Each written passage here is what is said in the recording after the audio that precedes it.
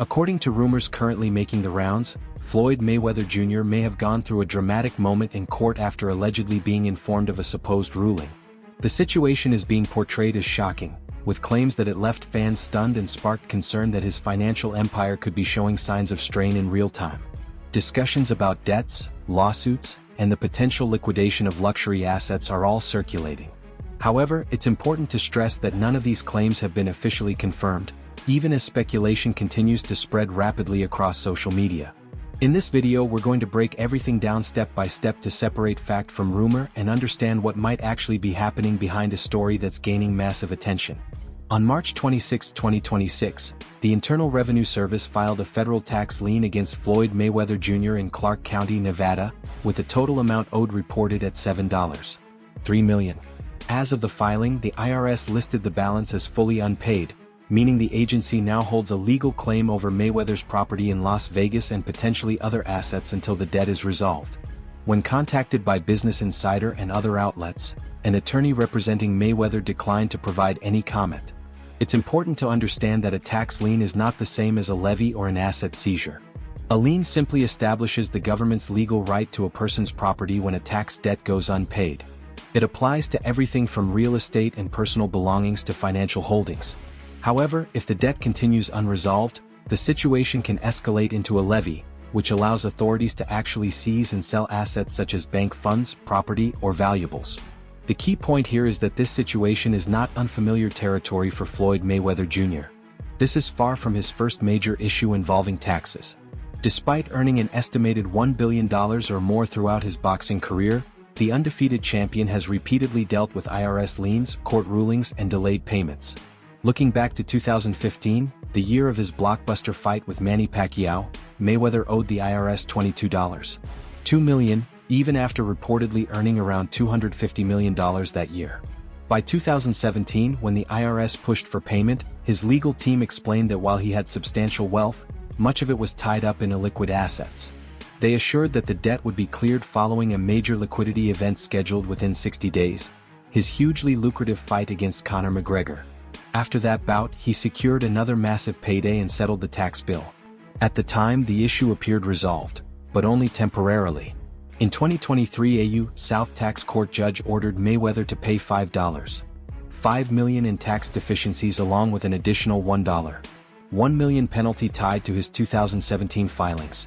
The ruling was connected to a rejected $14 million deduction related to legal expenses through Mayweather Promotions.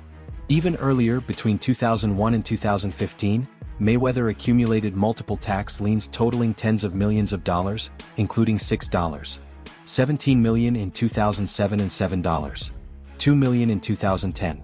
A noticeable pattern emerges: massive earnings followed by heavy spending, delayed tax payments, liens being filed, and then a major fight arranged to generate the cash needed to settle those obligations. It's a cycle that has repeated itself more than once. A consistent explanation from Mayweather's side has been the nature of his wealth. Much of it is reportedly tied up in assets like real estate, business ventures, and high-value luxury items, making it less accessible in liquid form.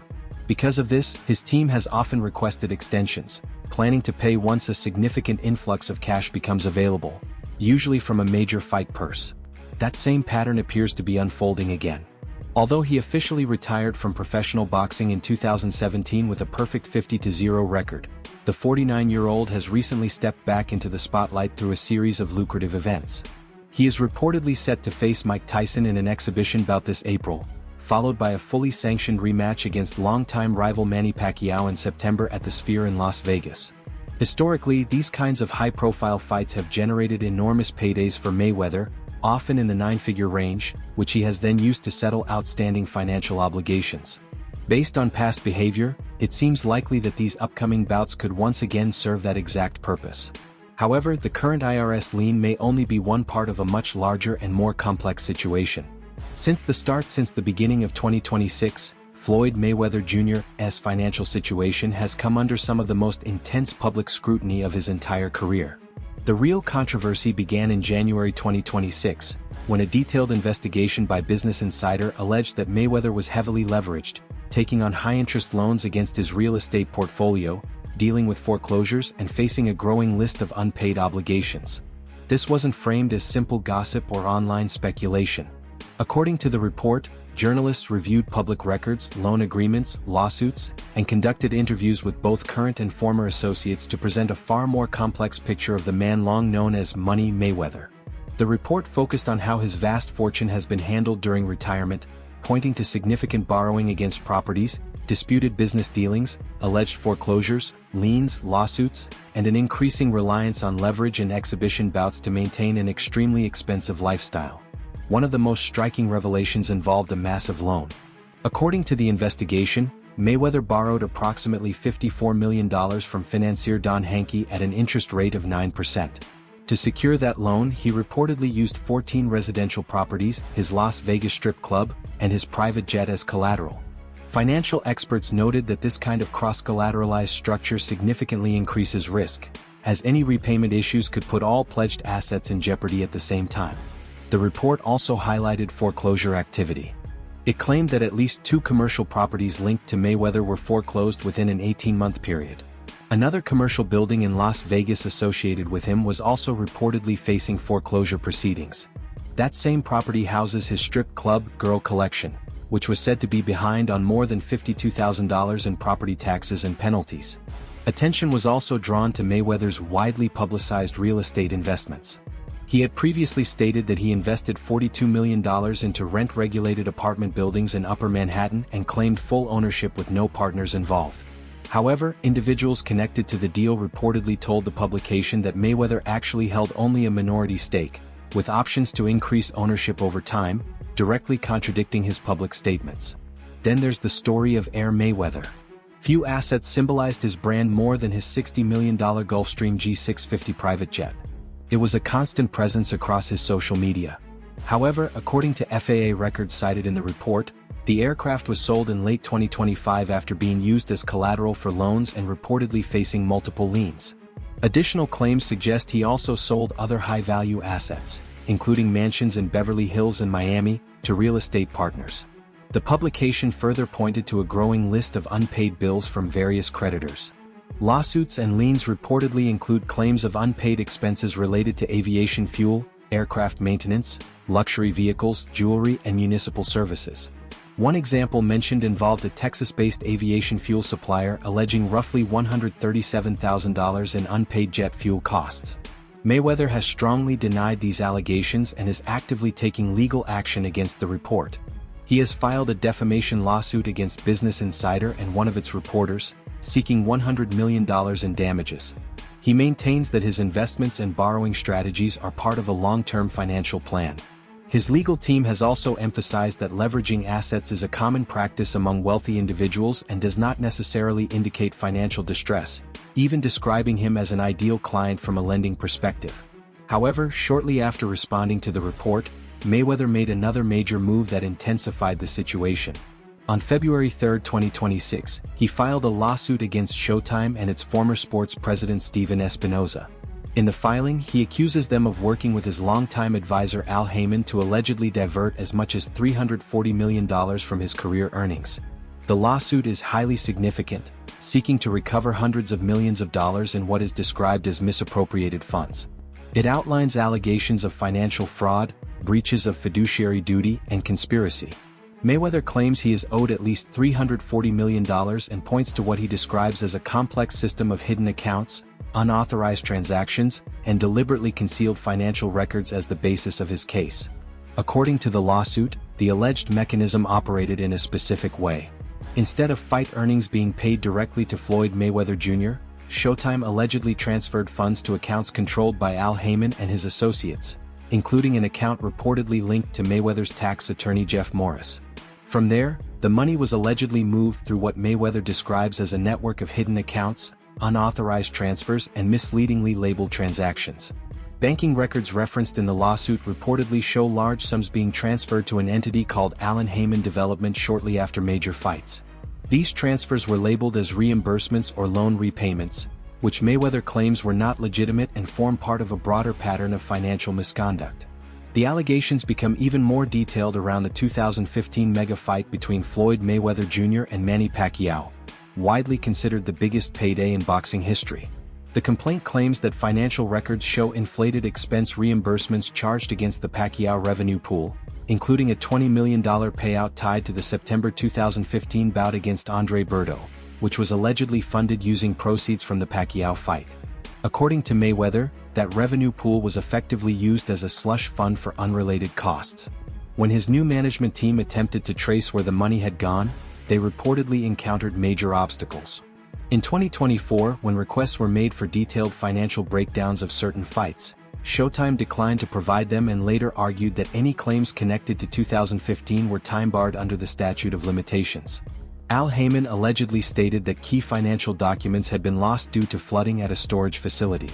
One detail that raised eyebrows across the boxing world is that Al Haymon is not listed as a defendant in the lawsuit. Given his central role in the alleged scheme, many questioned why he wasn't directly named. Some insiders speculate there may be a private agreement behind the scenes, although nothing has been confirmed. Going back to 2013, Floyd Mayweather Jr. signed a massive 6-fight, 30-month deal with Showtime, one of the most lucrative contracts ever for an individual athlete. Those fights, along with his blockbuster clash against Conor McGregor, generated enormous revenue, contributing to roughly $1.2 billion in career earnings. He reportedly earned guaranteed purses of around $100 million for both the McGregor and Pacquiao fights, not including his share of pay-per-view profits.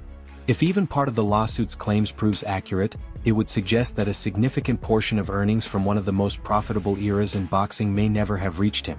In the complaint, Mayweather insists his financial challenges are not the result of reckless spending, but rather due to hundreds of millions allegedly being diverted into third-party accounts without his knowledge by his former advisor, Al Haymon.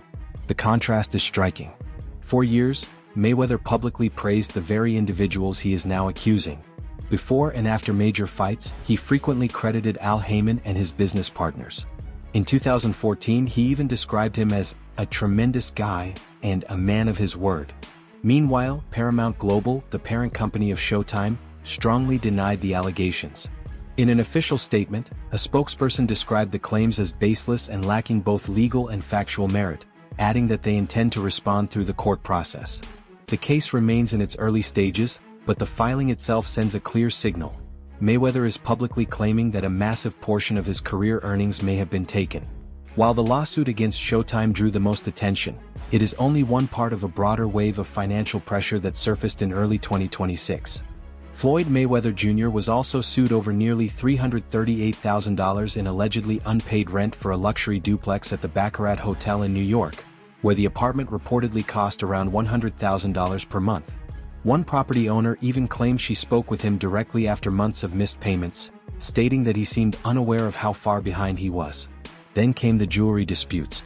A company called AJ's Jewelry alleges that Mayweather received luxury watches and gold chains worth approximately $1.675 million but paid only $300,000.